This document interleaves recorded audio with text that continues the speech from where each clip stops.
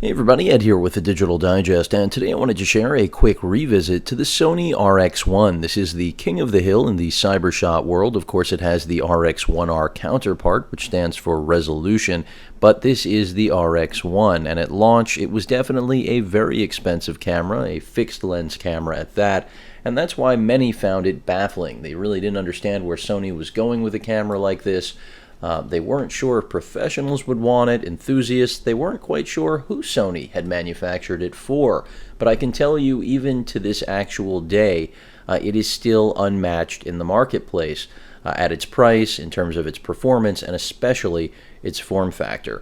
So we're looking at, obviously, the body case that Sony made for it, one of the many overpriced accessories, $250 for this full body leather case. And then if you wanted to have a viewfinder, you had to shell out over $400, a little under $500, $450 back at launch for the OLED viewfinder, which pretty much was a must-have if you were actually willing to pony up the $2,800 that this camera already was at least asking for at retail at launch. So let's talk about what you're actually getting. The 24 megapixel sensor in here, again, it is a full frame sensor, and I'm having trouble pulling it out because I do have the lens hood attached. Yet another very expensive accessory, which is certified to go in here. It's just a tight fit. There you go, I got it out. And by the way, I am not a fan of the design of this body case, but it does afford proper protection all around. Clearly, there are a lot of third-party options out there that are far less expensive than the $250 Sony wants for this camera, but in my opinion, it was a good purchase. You can see the actual lower half of the body, the half case, very sleek, minimal, and really doesn't add a lot to the actual thickness of what's already the smallest full-frame camera ever made. Now, the lens on here is what makes this thing a beast to the nth degree. Not only do you have that 24 megapixel full-frame sensor, but then you have a Carl Zeiss pairing of what is arguably one of the best 35mm lenses ever made. When it comes to actual physical controls, Sony has sort of set the standard, at least in the consumer and now enthusiast world, for a camera like this, between giving you quick access to just about everything you could possibly want, even though the body has been shrunken to this incredibly compact size. And I've covered this camera in the past because it is a personal favorite. Focus distance right here as well. The lens hood you're looking at is a clone of the Sony hood. The reason I went with this clone is because it is pretty much identical. This is another item I unboxed in the past at a fraction of the price. These clones go for about, I would say, $50, $60, $70, whereas the Sony lens hood is $200. And it's just way too much money for a small piece of metal. And you can see there's really very little branding right here. You can see the actual manufacturer name, that is JJC. And you know, if you look at it when compared with the actual Sony hood, it looks like it came out of the same factory. That's how close of a clone this is. Now, that Carl Zeiss lens really is what makes the pairing special, as I mentioned before. And without it, the RX1's identity really would not be what it is today. And when I say that it's unmatched, I'm not only talking about the full frame in this form factor, but of course that 35mm lens. I mean, even when I look at FE lenses right now that exist, and the lineup has been expanded tremendously, we even have a new 35 f1.4 coming out that's tremendous compared to this. Of course, it is a faster, brighter piece of glass. There's still nothing that can match up with this. Many will say, well, what about the existing 35 FE? They're close in terms of their actual speed, their brightness, but in my opinion, from what I've seen, what I've actually done myself, shot myself, this is the better piece of glass.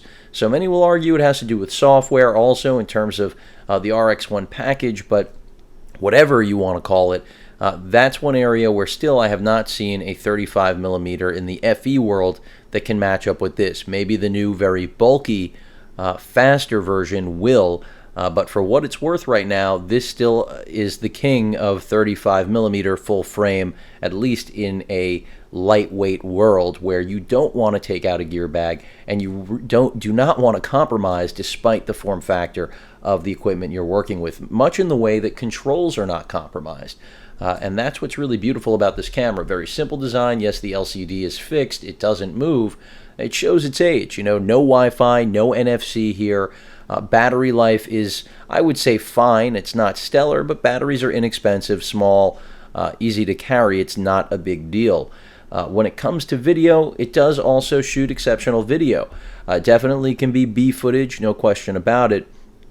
B-roll can be created with a camera like this. Would I want this to be my primary video source? Not necessarily, but if it was all I had, I wouldn't be upset because it still has some beautiful video. Would I like to see Sony bring us a firmware update so that we had XAVC-S at the very least, when we know that 4K should even be able to be accomplished here because of the sensor, and clearly the lens certainly wouldn't be any problem in order to handle it, but I don't think we're going to see that. If anything, that'll come in the RX1 successor, which there's been a lot of talk about. A curved sensor, 50 megapixel rating, close to medium format and a compact form factor. If that happens, that would be just about the only way that I would give up the RX1. For those of you that are curious, what would actually make me abandon this still unrivaled photographic tool. You can see we've got a hot shoe there, and that can be used for a variety of different accessories, but the most ideal, in my opinion, again, is the OLED viewfinder. $450, unfortunately, no softness in pricing, so it's not like now you're going to get a better deal on this than when it launched back, you know, literally when it was announced at CES, but today it still is, in my opinion, one of the best pairings that money can buy. And even the form factor, I mean, I personally prefer this style. A lot of people, there was quite a bit of debate about whether or not the flexible viewfinders that were attached at the actual mount were a good idea, bad idea. Were they prone to breaking off? I mean, Sony putting constant reminders on the cameras compatible with these that make sure you remove it when you're done shooting, because they knew it could fall off, it could break off, and there's no question taking it in and out of a bag. There were times where I left it on despite all of the warnings, and of course, if you're careful, it won't be a problem. But I could see in a gear bag with other equipment that it could get knocked. But then again, the whole idea of the RX1 is that you're not traveling with a gear bag of other equipment. This is really going to be it. Maybe one other camera, depending on what you actually need. And I can tell you right now, this really is an all-in-one. And when Sony does refresh it, I hope that 4K is included. In terms of the lens, I wouldn't mind if they went with the exact same piece of glass. It's still a best-in-class option, no question about it. And there are many days where I look at my RX100 Mark III and I say, do I really need to have that camera? Because I do have this. Again, no modern niceties of Wi-Fi and NFC, but when it comes to image and video quality, it's just astounding what Sony has done here. And that's why, again, they haven't had a reason to really knock it off the block. Of course, we have full-frame E-mount offerings that are much larger than this, that don't even approach the form factor, but they're also much less expensive, and many people would prefer them. But if you're interested in photography first, this still is just the smallest heavyweight camera ever made, and still one of my personal favorites. Of course, every instance in terms of what I go out to shoot calls for different tools that are practical, and this is one of the very few that I could say really can be applied in any situation and still give you amazing results. That's not to say the A7R is not capable of the same with the right glass. It is, but this certainly can go a lot of places that the A7R cannot, because in a cargo pocket, this fits. An A7R is not fitting in any pocket, no matter the size. So that's one of the defining differences, I would say, when it comes to, you know, is a camera a go-anywhere device for you? Can it really travel with you anywhere you plan to go? And that's one thing the RX1 is, a certified traveler, no question about it. Again, the viewfinder is optional. I know many of you out there have gotten to the point that you don't even think you need one, and I understand why. I mean, I can't tell you how many times I'm shooting with the Mark III, and I forget that I've got that built-in viewfinder, which is arguably the reason to buy that camera, of course, besides the fact that it has a brighter lens. But here, as I mentioned earlier, if you're stepping into such an expensive camera, even if you get it discounted now or used, which I think it's a great camera to buy used, as long as you do have some sort of warranty protection, I mean, they're just built like a tank. Everything about the RX1 and RX1R is premium, including the most important thing, which is the end result, those images you're going to get with this camera.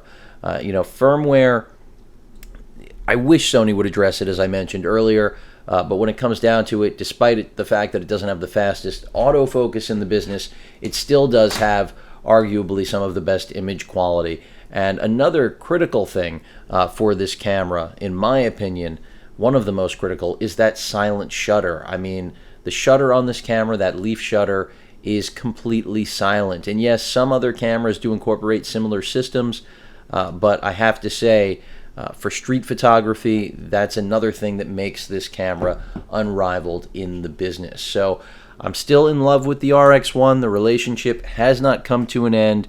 Yes, it's an expensive package, some parts third party, some parts not, like this and the actual viewfinder. But at the end of the day, nothing else approaches the RX1 despite its age.